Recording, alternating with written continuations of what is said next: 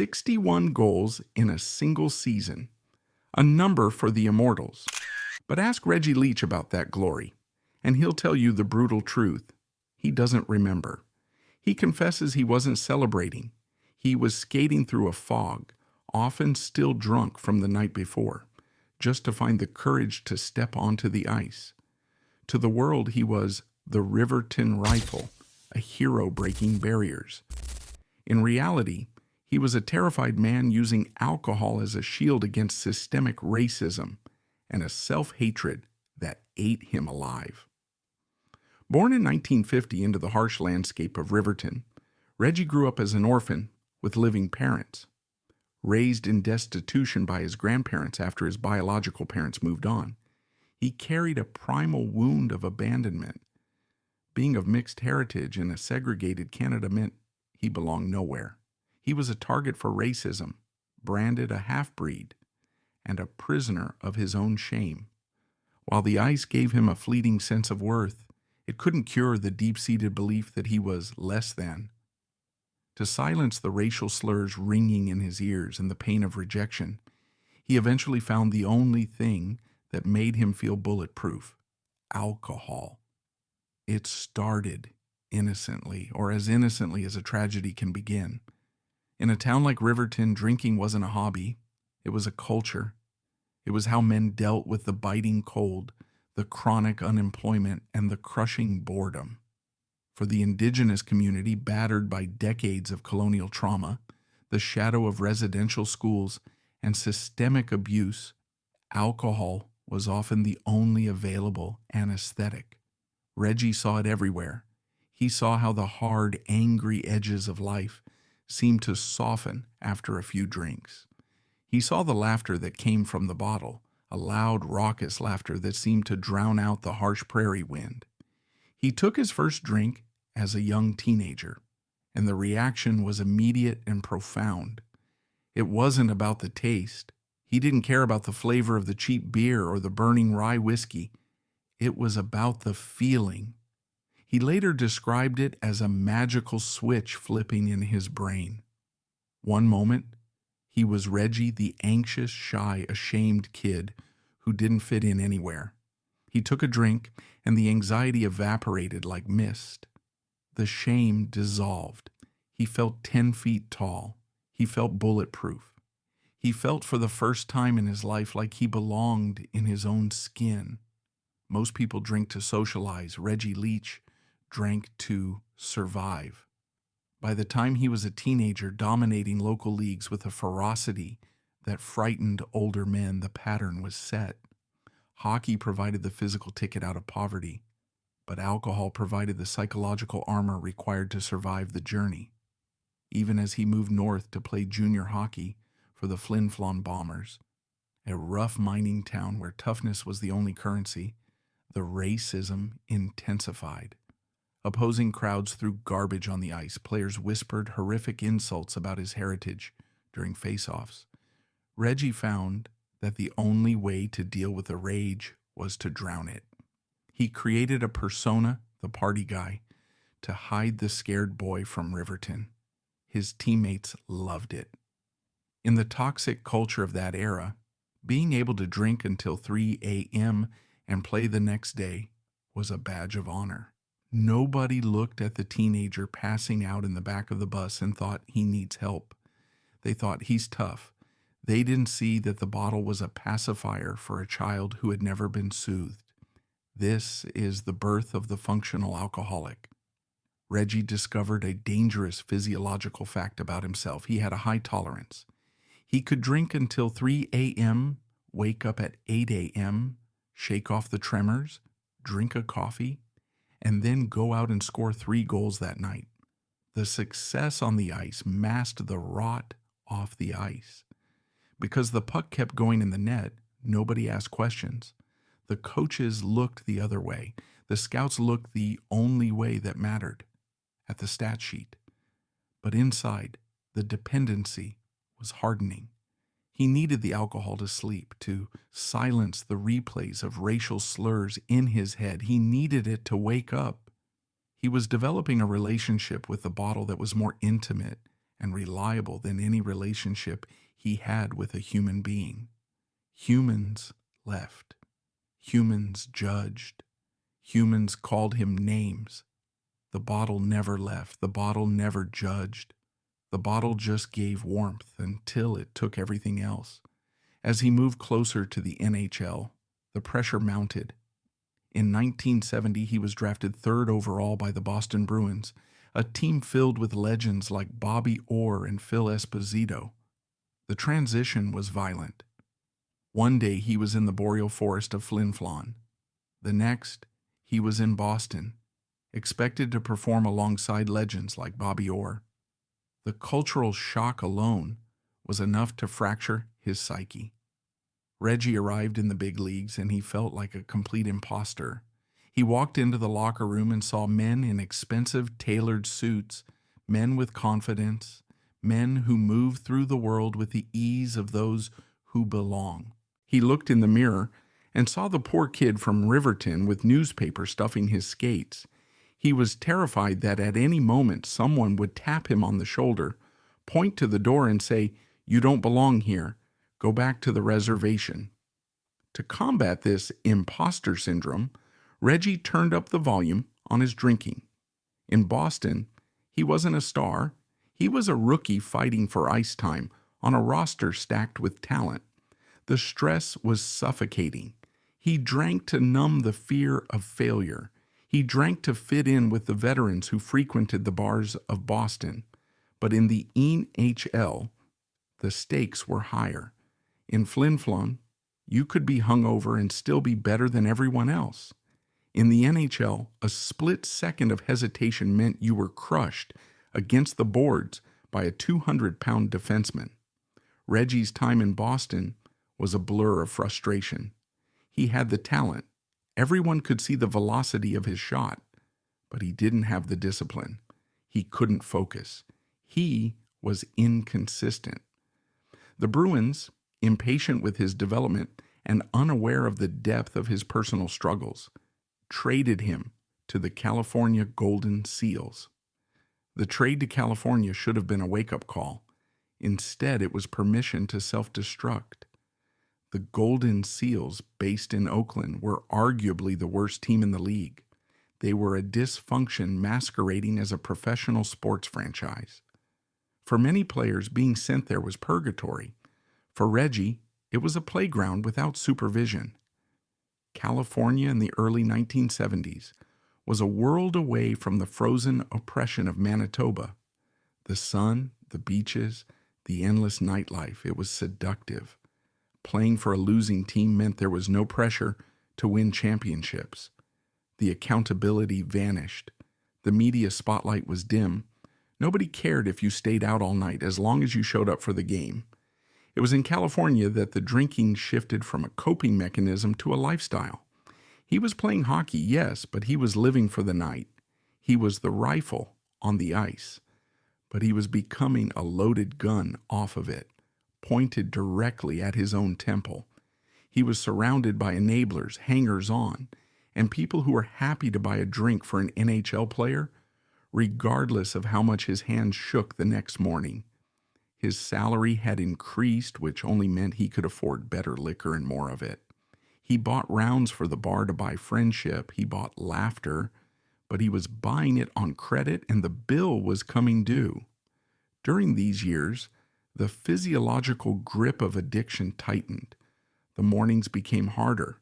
The recovery time lengthened, but Reggie was young and his body was resilient. He could still skate. He could still shoot. He scored goals for the Seals, but they were empty calories. They didn't lead to wins. They didn't lead to fulfillment. He was drifting, a ship without a rudder, floating on a sea of alcohol. He was a native player in a non-traditional hockey market, a novelty act to some, a wasted talent to others. But destiny has a strange, cruel sense of humor. Just as Reggie seemed poised to drink himself out of the league and into oblivion, a lifeline was thrown. It didn't come in the form of a rehab center or a counselor. It came in the form of a trade. In 1974, he was traded to the Philadelphia Flyers. He was reunited with his old junior teammate and friend from Flin Flon, the captain of the Flyers, Bobby Clarke. Reggie didn't know it yet, but he was walking into the Lions' den. He was joining the Broad Street Bullies, a team that would become famous for two things: winning at all costs through intimidation and violence, and partying harder than any team in the history of sports.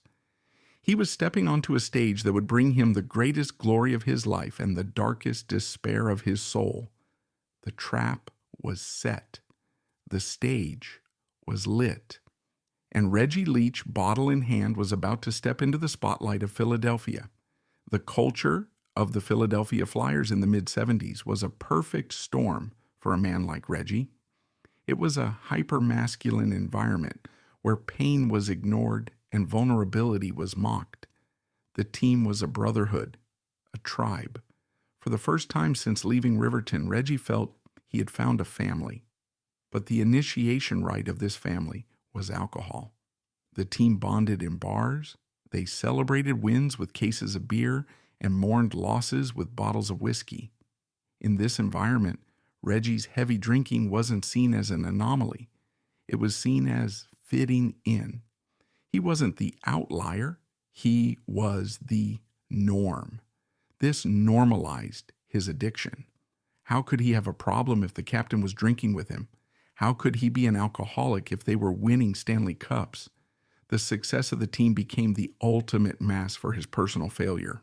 Reggie found his place on the LCB line, the Leach-Clark-Barber line. It became one of the most feared offensive units in hockey history. Clark was the playmaker, the relentless worker. Barber was the skilled winger, and Leach was the finisher, the rifle. He didn't have to think, he just had to get open and shoot he did. The goals started pouring in. The fans in Philadelphia, a blue-collar city that loved toughness, embraced him. They chanted his name, Reggie, Reggie.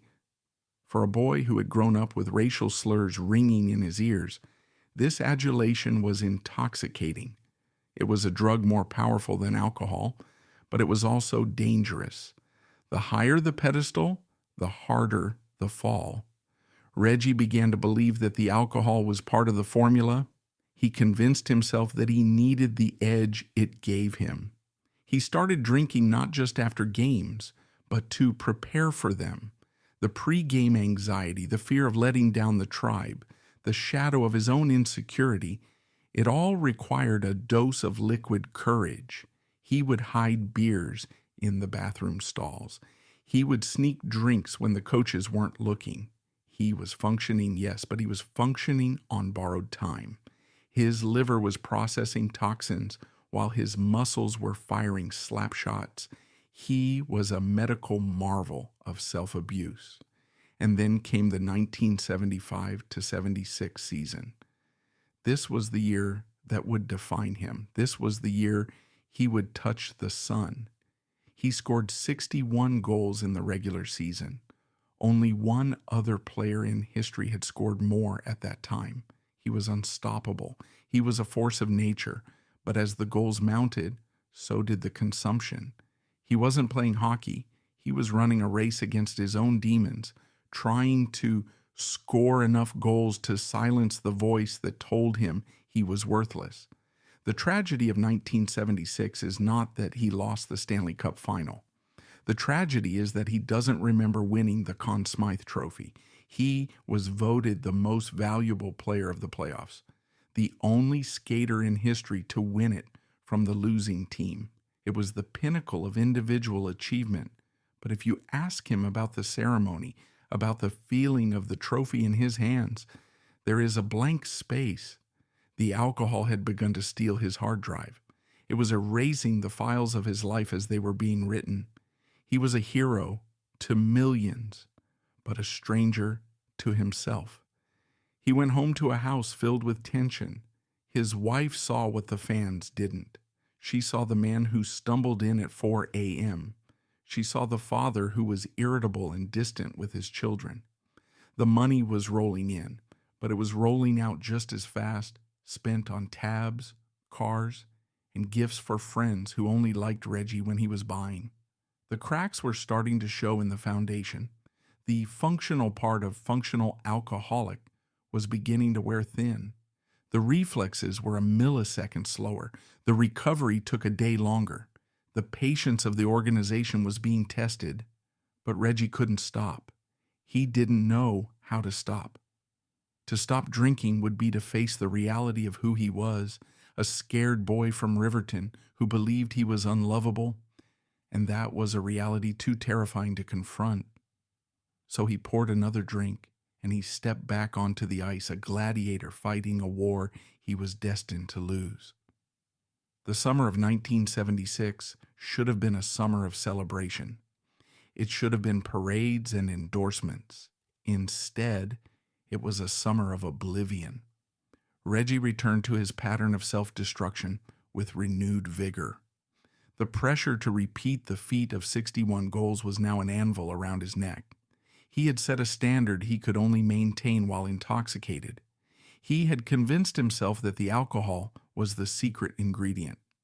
I drink, therefore I score. It was a superstitious, addictive logic that trapped him. His home life began to disintegrate rapidly. His wife, who had stood by him through the lean years, was now living with a stranger. The money from the new contracts was flowing, but it was being siphoned off by the lifestyle. Reggie was generous to a fault, buying rounds for entire bars, lending money he would never see again, surrounding himself with sycophants who laughed at his jokes as long as he paid the tab. He was buying love because he didn't believe he deserved it for free. His children, particularly his son Jamie, began to notice.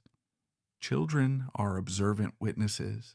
They saw the mood swings. They saw the dad who was fun and wrestling on the floor 1 minute, and the dad who was passed out on the couch or raging with a short fuse the next. The Riverton Rifle was a hero in Philadelphia, but in his own living room, he was becoming a source of fear and confusion. The tragedy of the 1976 season is not just about memory loss. It is about the validation of a destructive lifestyle.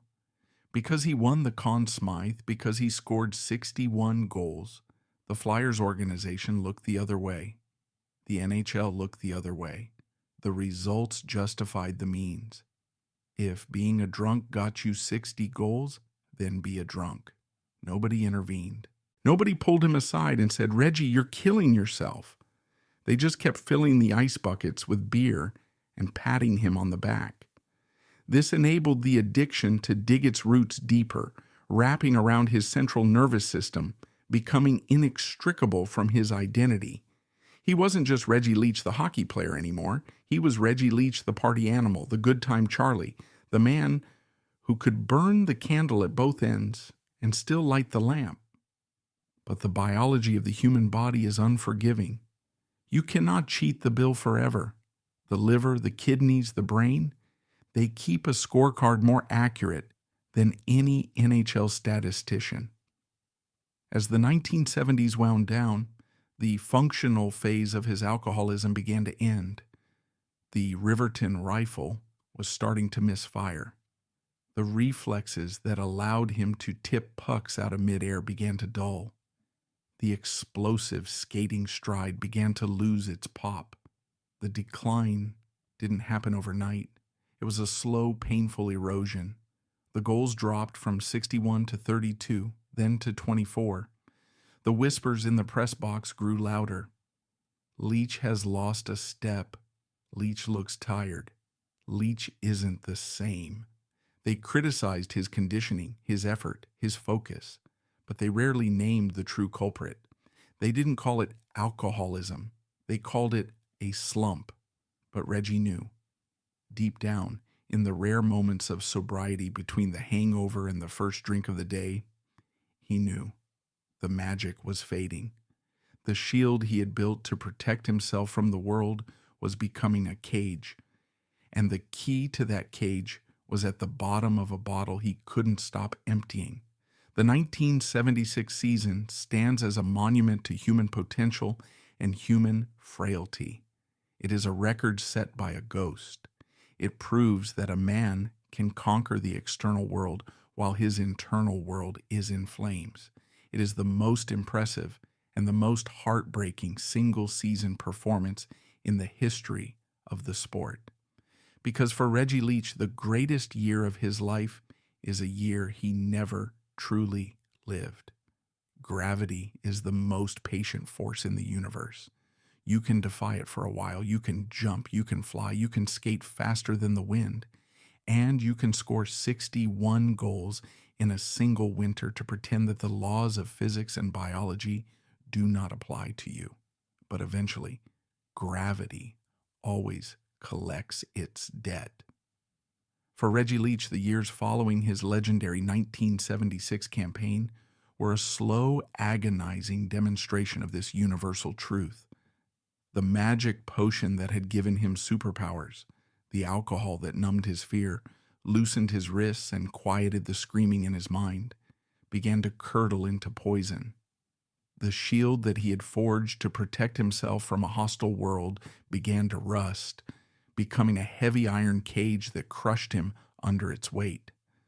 The decline was not a sudden cliff. It was a slow, corroding atrophy that was painful to watch, and even more painful to live. In the late 1970s, the paradox of the functional alcoholic began to unravel. The human body is resilient, a miracle of endurance, but it is not infinite.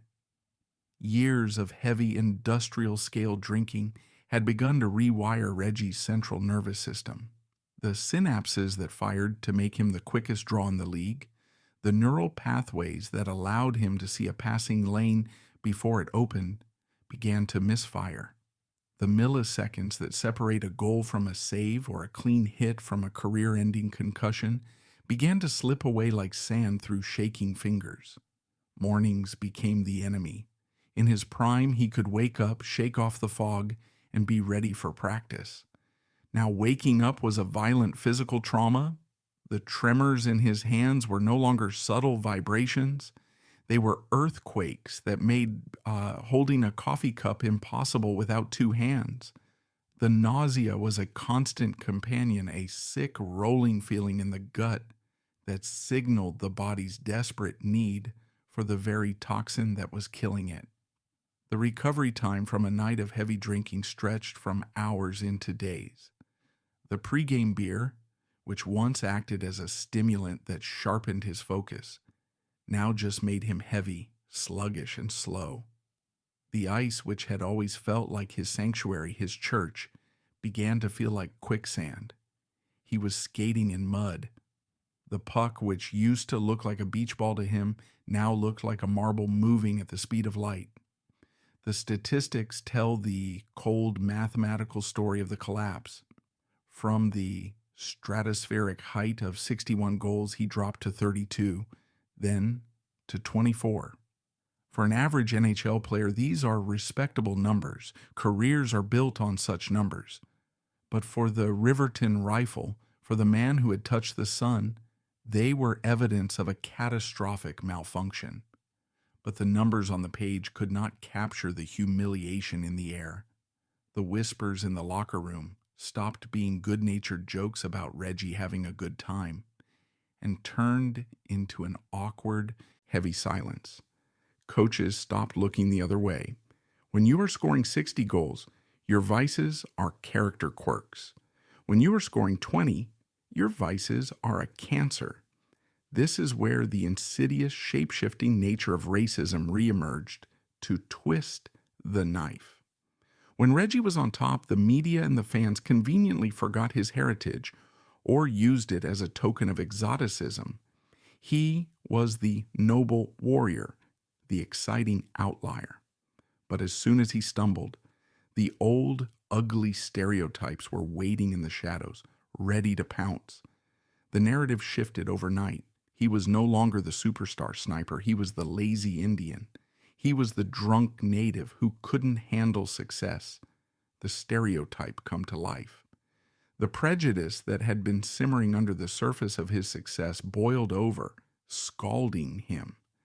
Reggie felt this shift acutely. He saw it in the way reporters changed their tone asking him pointed questions about his conditioning, his focus, and his lifestyle. He heard it in the groans of the crowd when he missed a pass or lost a race to the puck. They weren't just booing a player, they were confirming their own biases. And because Reggie had no other coping mechanism, because he had never learned to process pain without anesthesia, he did the only thing he knew how to do. He drank more. He drank to drown out the criticism, which dulled his senses and made the performance worse, which led to more criticism. It was a death spiral.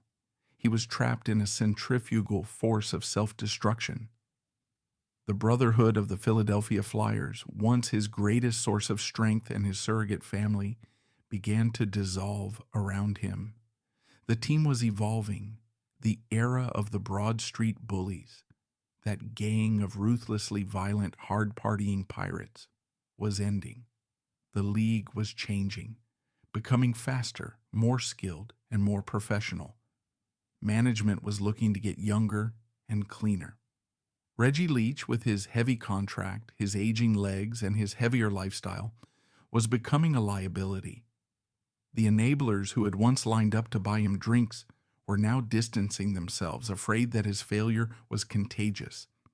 He was becoming an embarrassment to the franchise he had helped build, a relic of a wilder time that everyone wanted to forget. His relationship with the coaching staff deteriorated. Fred Sharrow, the eccentric genius who had understood Reggie's need for freedom, was gone. The new regime demanded discipline, accountability, and sobriety, three things Reggie did not possess. He was benched. He was scratched from the lineup. For a player whose entire identity was built on being the best, the humiliation of sitting in the press box, wearing a suit instead of a jersey, watching the game he used to dominate, was unbearable. It was a public shaming. And in the press box, the alcohol was always close at hand. And then, in 1982, the ultimate betrayal occurred, the trade. For a player like Reggie, whose entire sense of self-worth was tied to his team and his identity as a Flyer, being traded was a psychological amputation. It triggered the abandonment trauma of his childhood all over again. His biological parents had left him in Riverton. Now his hockey family was leaving him in Philadelphia. The message was clear, brutal, and final. You are broken. You are not wanted. You are no longer one of us. He was sent to the Detroit Red Wings. In the early 1980s, Detroit was not the hockey town powerhouse it would later become. It was a graveyard for careers. It was known as the place where old players went to fade away into obscurity. The team was losing, the arena was half empty, and the city itself was crumbling economically. For Reggie, being sent there was the final nail in the coffin of his motivation. He arrived in Detroit a shell of the man who had lifted the Stanley Cup. He was lonely, he was angry, and he was completely untethered. In Detroit, the drinking ceased to be about performance or socializing. It became about oblivion. He didn't care about winning. He didn't care about scoring. He just wanted the checks to clear so he could buy the numbness. He was playing out the string, a ghost skating in a jersey that meant nothing to him. The passion was gone. The fire that had burned so brightly in Flin Flon in Philadelphia had been extinguished by a tidal wave of liquor. The locker room in Detroit was different. He didn't have Bobby Clark to protect him, to push him, or to cover for him. He was just an aging veteran with a bad reputation and a bad attitude. The young players on the Red Wings looked at him not with awe, but with pity. They saw a man whose hands shook when he tried to tie his skates. They saw a legend who had been reduced to a cautionary tale, a walking warning sign of what happens when you let the demons drive. His body began to revolt in earnest. The injuries lingered. A bruised rib that used to heal in a week now throbbed for a month. His fitness levels were non-existent. He was skating on fumes and muscle memory. He was getting by on pure residual talent, the genius of his hands. But even that was running dry. He was slow, he was tired, he was heavy. This phase of his life represents the complete inversion of his dream. The NHL had been his escape from Riverton, his escape from poverty, his escape from the destiny of his parents. Now the NHL was his prison. He was trapped in a public spotlight that only illuminated his failure. He wanted to quit, but he didn't know how to live without the game. He didn't know who Reggie Leach was if he wasn't a hockey player. If you took away the stick and the skates, was there anything left but a frightened boy from Manitoba? And looming over all of this professional decay was the wreckage of his personal life. The physical distance between Philadelphia and Detroit was nothing compared to the emotional distance between Reggie and his family. The phone calls home were infrequent and filled with slurred apologies or defensive, drunken anger. He was missing his children's lives. He was missing the chance to be the father he never had. Instead, he was becoming exactly the kind of father he had feared: absent, unreliable, and consumed by his own demons. He would sit in his lonely apartment in Detroit, surrounded by empty bottles, watching the static on the television, and try to remember what it felt like to be great. But the memory was slippery. The alcohol had taken the past, ruined the present, and was currently eating the future. The shield of alcohol had become a sword, and he had fallen on it. The tragedy was no longer that he might lose his career. The tragedy was that he was in the process of losing his life, inch by inch, drink by drink. The Riverton Rifle was out of ammunition, the chamber was empty, and the wolves were closing in. In Detroit, the drinking ceased to be about performance or socializing. It became about oblivion. He didn't care about winning anymore. He just wanted the checks to clear so he could buy the numbness. But the collateral damage was mounting at home. The physical distance between Philadelphia and Detroit was nothing compared to the emotional distance between Reggie and his family. His marriage shattered under the weight of broken promises and bounced checks. His wife finally realized that love alone could not cure a sickness this deep. For Reggie, this confirmed his deepest fear, that he was unlovable. He had become the very thing he swore he would never be, an absent father, repeating the cycle of abandonment he had suffered in Riverton. He was leaving his son Jamie and his daughter Brandy with the same scars his parents had left him. The Riverton Rifle was out of ammunition, the chamber was empty, and the wolves were closing in. As the 1980s began, Reggie found himself living in a paradox. He was a public icon and a private failure. He would sign autographs for kids at the rink, telling them to work hard and follow their dreams, while his own children were watching his dream turn into a nightmare. He was living in a large house that felt empty, surrounded by trophies that couldn't talk back, couldn't hug him, and couldn't tell him it was going to be okay. The guilt was crushing. Reggie knew what he was doing. In the sober light of morning before the first drink, the shame would wash over him. He knew he was failing Jamie. He knew he was failing Brandy. He knew he was failing his wife. But the shame was too painful to bear sober. So the solution to the shame was the cause of the shame. He drank to forget that he was a bad father, which made him a worse father, which made him drink more. It was a perfect, self-sustaining engine of misery. By the time his career in Detroit fizzled out, the family was gone, the money was gone, the entourage was gone. Reggie was left with the only thing that had remained constant through it all, the bottle. But the bottle wasn't a friend anymore. It was a master. It had taken his house, his wife, his children's respect, and his dignity. He was now drifting toward the abyss, a man who had conquered the hockey world, but had been utterly defeated by his own living room. The legacy he was leaving was not one of triumph, but of trauma. He had become the very thing he swore he would never be, a father who wasn't there.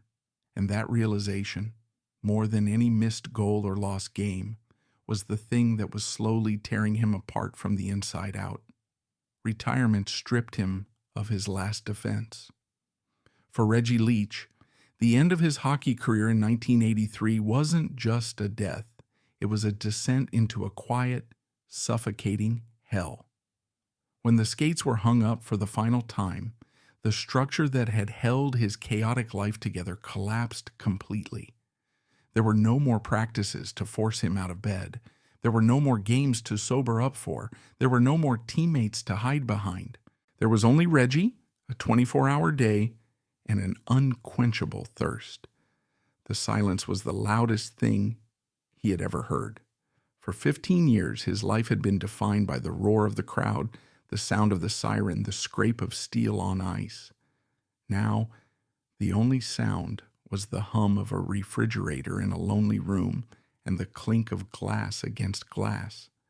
Without the identity of Reggie Leach, NHL star, he was forced to confront the question he had been running from since he was a boy in Riverton.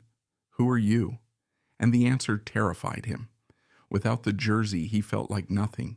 He was a man with an 8th grade education, no life skills, a broken marriage, estranged children, and a liver that was screaming for mercy. He was a 33-year-old man with the emotional maturity of a teenager, trapped in a body that felt 60. This period from 1983 to 1985 was his hell on earth. The geography of his life shrank. He went from the expansive arenas of North America to the claustrophobic confines of dive bars and cheap motels.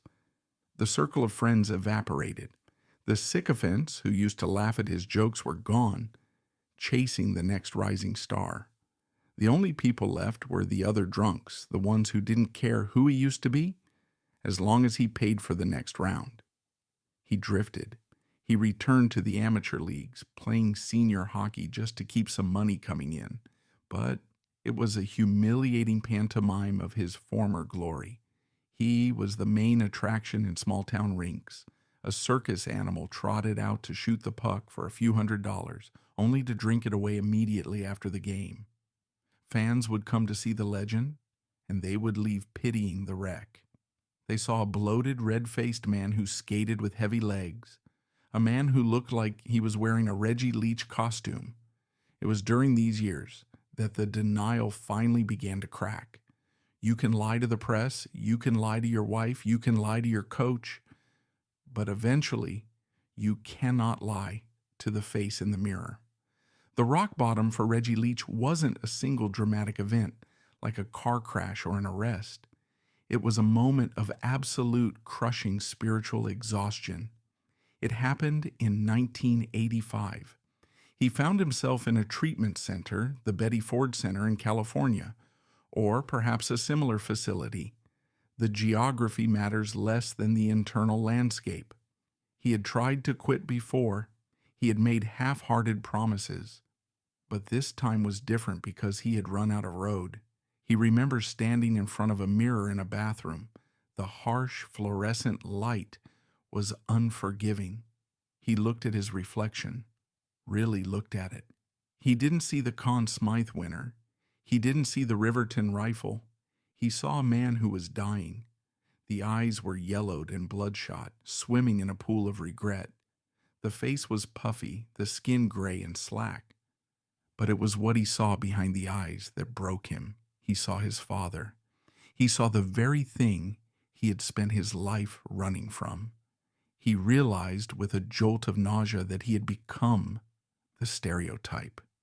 He was the drunken Indian that the bigots had always said he would be. He had fulfilled their prophecy. This conversation in the mirror was the most brutal confrontation of his life. For decades, Reggie had blamed the world for his pain. He blamed his parents for leaving him. He blamed the white kids in Riverton for calling him names. He blamed the NHL for exploiting him. He blamed the racism, the system, the unfairness of it all. And he was right. Those things were real and they were cruel. But in that mirror, staring into his own hollowed-out soul, he realized that the blame game was over. The racist might have built the cage, but Reggie was the one locking the door. He was the one pouring the poison down his throat. He was the one choosing day after day to numb himself rather than fight. He realized that he was committing a slow-motion suicide. He spoke to his reflection. He asked himself, is this it? Is this how the story ends? Do you die here, alone, a joke, a tragedy? The shame was overwhelming. Shame is different from guilt. Guilt says I did something bad. Shame says I am bad. Reggie was drowning in shame. He felt unworthy of love, unworthy of recovery. He felt that he had squandered a gift from the Creator, a talent that comes along once in a generation, and he had drowned it in rye whiskey. But amidst that crushing shame, a tiny spark of the fighter remained. The same grit that had allowed a poor boy with newspapers in his skates to make the NHL flickered to life. He realized he had two choices. There was no third option. Option A was to walk out of that treatment center, go to the nearest bar, and drink until his liver finally exploded or he walked in front of a bus. Option B was to do the hardest thing a human being can do: face the pain without anesthesia. To choose life meant he had to strip himself bare. He had to stop being Reggie Leach, the hockey star, and start being Reggie Leach, the human being. He had to learn how to feel again. He had to learn how to be sad without drinking. He had to learn how to be angry without drinking. He had to learn how to wake up in the morning and face the silence without reaching for a bottle. It was a terrifying prospect. The alcohol had been his skin. Without it, he felt raw, exposed, and defenseless. He felt like a crab that had lost its shell. Every emotion was too loud, too bright, too sharp. The memories of the past, the racism, the abandonment, the family he destroyed came rushing back without the filter of intoxication. He had to sit with that pain. He had to let it wash over him and not drown. This was the true battle. The Stanley Cup final against Montreal was a skirmish compared to this. Facing Ken Dryden was easy. Facing himself was war. He spent days in that facility sweating, shaking, and crying. He vomited up the toxins of 20 years. He hallucinated. He begged for a drink, but he stayed. For the first time in his life, he didn't run away. He didn't skate away from the check. He stood in the slot and took the hit. He began to understand that his addiction wasn't just about him. It was a legacy. It was an intergenerational curse. But he also realized that curses can be broken. He thought of his son, Jamie. He thought of his daughter, Brandy. He realized that if he didn't stop, the curse would pass to them. He would be just another link in the chain of sorrow.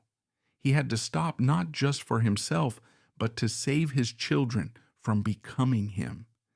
The hell on earth wasn't the cheap motels or the bad hockey. The hell was the internal prison he had built. And the conversation in the mirror was the moment he decided to pick the lock. He didn't know if he could do it. He didn't know if he had the strength. He was weak, he was tired, and he was scared. But for the first time in his life, he was honest. He looked at the broken man in the mirror and said, "I don't want to die." And with that simple, desperate admission, the descent stopped. He had hit the bottom, and the only way left to go was up. But the climb back to the surface would require a strength he wasn't sure he possessed. It would require him to reinvent his entire existence, to find a purpose that was bigger than a puck and a net. The doors of the rehabilitation center swung open, and Reggie Leach stepped out into the blinding sunlight of a world he hadn't seen clearly in 20 years. To the casual observer, he looked like a man who had simply dried out. But inside, he was like a newborn, fragile, raw, and terrified. The alcohol, which had served as his armor against racism, his lubricant for social interaction, and his anesthetic for pain, was gone. He was walking into the rest of his life completely naked. Recovery is often portrayed in movies as a montage, a few scenes of sweating, a few group hugs, and then the music swells and the hero is cured. The reality for Reggie Leach was a grinding second-by-second trench warfare. The first year of sobriety, 1986, was harder than any training camp Fred Shero had ever run. It was harder than facing the Russian Red Army team. It was harder than scoring 61 goals. The physical withdrawal was the first battle. His body denied the fuel it had run on for decades, screamed in protest. The insomnia was brutal. The nights were long, dark tunnels where the ghosts of his past, the parents who left, the wife he failed, the money he burned, came to visit him, sitting on the edge of his bed, demanding to be heard. He had to learn how to exist in his own skin. He had to learn how to feel bored without panicking. He had to learn how to feel sad without drowning. He had to learn how to be happy without celebrating. But the psychological reconstruction was even more daunting. Reggie had to dismantle the ego of the Riverton Rifle. In the NHL, he was a god. People cleared a path for him. In recovery, he was just Reggie, an alcoholic. He had to scrub toilets. He had to make his bed. He had to sit in a circle with strangers, plumbers, housewives, mechanics, and realize that he was no better than any of them. The disease of addiction didn't care about his Conn Smythe Trophy. It didn't care about his slap shot. It wanted him dead, just as it wanted them dead. This humility was the medicine he needed. For the first time, he wasn't special. He was human. And in that shared humanity, he found the first tendrils of connection that weren't based on buying a round of drinks.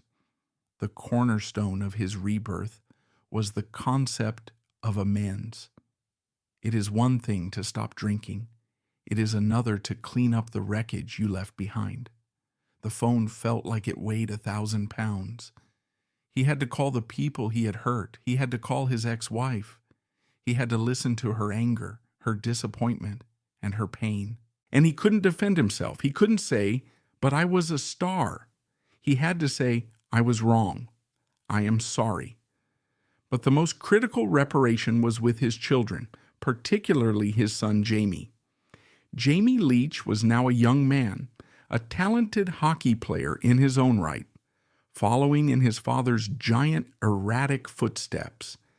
He was drafted by the Pittsburgh Penguins in 1987. Reggie watched this with a mixture of pride and terror. He saw the pressure mounting on his son. He saw the media looking at Jamie and asking, is he as good as his dad? And more quietly, is he going to be a drunk like his dad? Reggie realized that he couldn't change the past. He couldn't undrink the bottles or unmiss the birthdays. But he could change the future. He could show Jamie that the cycle could be broken. He made a vow. I will be sober for you. I will be the guide I never had. The relationship between Reggie and Jamie began to shift. It moved from a dynamic of fear and disappointment to one of tentative trust. Reggie showed up.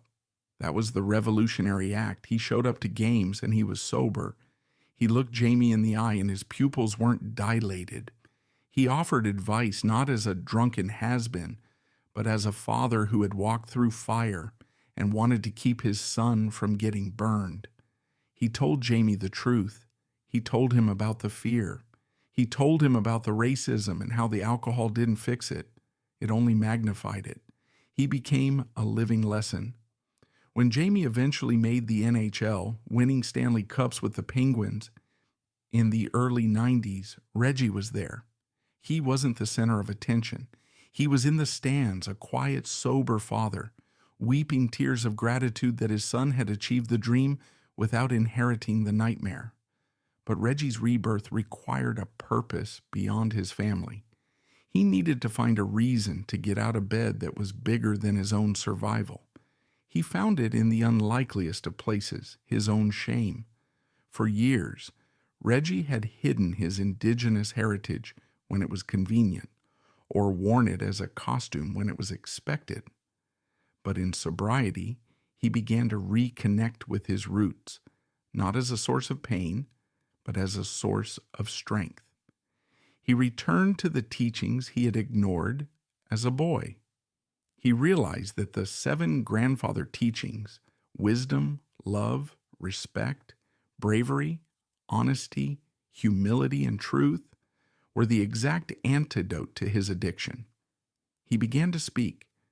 At first it was terrifying.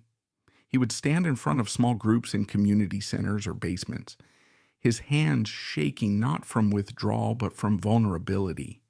He told them his story. He didn't tell the hockey hero version. He told the human wreck version. He told them about the bathroom stall beers. He told them about the blackout during the playoffs. He told them about the mirror. And something miraculous happened. He saw the eyes of the people in the audience change. He saw young indigenous kids who felt abandoned and angry just like he had, lean in. He saw men who were struggling with the bottle look at him and see hope. They didn't care about the 61 goals. They cared that he had survived the darkness. Reggie realized that his greatest achievement wasn't the Stanley Cup. His greatest achievement was that he was standing there, breathing and sober, telling the truth. He realized that his pain had a purpose. It could be a map for others to find their way out of the woods. This was the pivot point. The Riverton Rifle died, and Reggie the Healer was born. It wasn't a sudden transformation into a saint. He still had bad days. He still had moments where the thirst clawed at his throat, but he had a new weapon, service. Whenever he wanted a drink, he would help someone else. It was a simple, ancient magic. By saving others, he was saving himself. He began to travel to First Nations communities across Canada. He went to the fly-in reserves, the places as isolated and poor as Riverton had been. He went to the places the government forgot. He walked into gymnasiums that smelled of despair and stale cigarettes, and he brought a light. He brought hockey schools. Yes, he taught them how to shoot a puck, but the hockey was just the Trojan horse. The real lesson was life choices. Life is all about choices, he would tell them, his voice gravelly but steady. I made bad choices, and I paid for them. You can make different choices. He wasn't preaching from a pedestal. He was speaking from the scars. He was living proof that you can be an Indian and be successful, and more importantly, you can be an Indian and be sober. He was shattering the stereotype he had once embodied. He was rewriting the narrative of his people, one kid at a time. This period of his life was quiet compared to the roar of the 70s. There were no headlines, there were no parades, but the victories were more profound. A victory was a kid throwing away a joint. A victory was a father deciding to go to rehab. A victory was Jamie Leach hugging him and saying, I love you, Dad. And knowing that the man hugging him back was actually there. Reggie Leach had lost his wealth. He had lost his fame. He had lost his marriage. But in the quiet accumulation of sober days, he had found something he never had even when he was the king of Philadelphia. He had found dignity. He was no longer running. He was standing still, feet planted on the earth, looking the world in the eye without blinking, without a filter, without a shield. He was finally truly Reggie. Sobriety is not a destination. It is a daily commute. For Reggie Leach, staying sober was only half the battle. The other half was figuring out what to do with the time he had reclaimed from the bottle. He had spent the first half of his life taking adulation, taking money, taking drink. He decided to spend the second half giving. In 2006, this mission solidified into something concrete. He partnered with his son Jamie, the same son he had once neglected, the same son who had watched him stumble through the living room in a drunken haze. Together they founded the Shoot to Score hockey school, but the name was a Trojan horse. To the outside world, it looked like a clinic to teach kids how to perfect a slap shot or a wrist shot. In reality, it was a mobile unit for life support. Father and son got into a truck and drove. They drove away from the bright lights of the cities and headed north. They went to the places that don't appear on postcards. They went to the isolated First Nations reserves in northern Ontario, Manitoba, and Saskatchewan. They went to communities where the suicide rates were 10 times the national average, where addiction was rampant, and where hope was a scarce commodity. Reggie didn't walk into these arenas as a celebrity. He walked in as an elder. In Indigenous culture, an elder is not just an old person. They are a keeper of wisdom, a survivor who has earned the right to teach. When Reggie stood before a group of 50 kids, some of whom had already started drinking or sniffing gas, he didn't talk about scoring on Ken Dryden. He talked about the night he almost died. He talked about the shame of looking in the mirror and hating what he saw. He used his fame as a hook. The kids knew who he was. Their parents and grandparents had told them about the Riverton Rifle, but Reggie shattered the myth immediately. Being a good hockey player doesn't make you a good person, he would tell them, his voice cutting through the echo of the gymnasium. I was a great hockey player and I was a terrible person. I made bad choices. Life is all about choices. Working side by side with Jamie was the ultimate testament to his recovery. In the past, their relationship had been defined by absence and unpredictability. Now, it was defined by partnership and shared purpose. Jamie wasn't just working with his dad. He was witnessing his father's redemption in real time. They were breaking the intergenerational trauma that had started with Archie Leach leaving Riverton decades ago. The cycle of abandonment stopped here. The Leach men were no longer leaving. They were arriving. This work was grueling. It wasn't glamorous. There were no TV cameras. There were long drives on icy roads, sleeping in small motels and eating bad food. But for Reggie, it was the most fulfilling work of his life. Every time a kid came up to him after a talk and whispered, "My dad drinks too," Reggie saw himself. And he saw a chance to change the ending of that kid's story.